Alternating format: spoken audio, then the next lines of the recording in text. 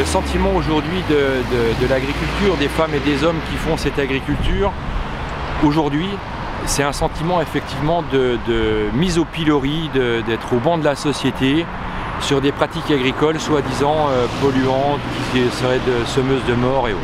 Tout ceci bien entendu avec un fond scientifique qui n'existe pas. On sent aujourd'hui une société qui s'oppose en tout endroit. Et donc on oppose les uns aux autres. Nous on dit qu'il faut arrêter ça. Même si comparaison n'est pas raison, on a connu en d'autres temps dans l'histoire des fractures aussi profondes opposant les uns aux autres et on a vu que ça finissait toujours très mal. Donc nous on dit stop à ça. Il faut arrêter. On est là pour faire comment dire, de la communication. Alors bien sûr, en gênant un peu nos concitoyens, mais on est là pour faire de la communication, expliquer ce que sont nos métiers et pourquoi nous sommes ici.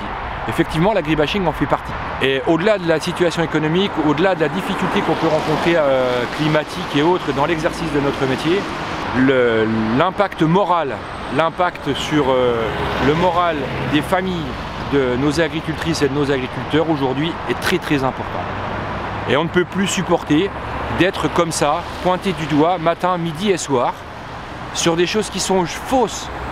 On ne peut plus accepter de voir des gens débouler dans nos fermes à toute heure du jour et de la nuit, sans y être autorisés, de débouler dans nos champs quand nous sommes en train de faire notre métier. On fait juste notre métier, en utilisant des produits autorisés. C'est pas nous qui délivrons les autorisations. Et être empêché au nom de je ne sais quelle désobéissance citoyenne, ça n'a pas de sens. Ça n'a pas de sens. Donc à un moment il faut qu'on arrête, remettre un peu de concorde dans tout ça.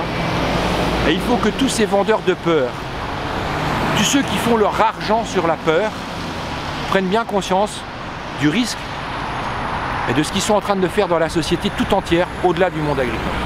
On est principalement sur 3 points en Meurthe-et-Moselle, beaucoup plus en France, où on fait du filtrage, barrage filtrant, pour pouvoir distribuer des tracts et discuter avec nos citoyens et leur expliquer ce qu'est notre métier. Voilà. C'est une action pour le moment très courte, 3 heures, dans une période méridienne où on n'embête pas les gens qui vont au travail et qui vont rentrer du travail. On n'a pas pour ambition de vouloir gêner nos concitoyens.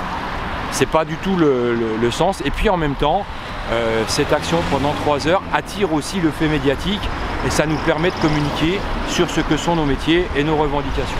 C'est un premier avertissement. Nous on a démarré déjà hier avec un petit déjeuner parlementaire. Nous avons réuni l'ensemble des parlementaires du département, qui se sont rendus présents sauf 2, mais dont un était représenté, en fait il en manquait que un, voilà, où nous avons pu avec eux échanger, y compris sur certaines de leurs positions, et donc avec l'espoir potentiel de les faire bouger ou en tout cas changer d'avis. Voilà.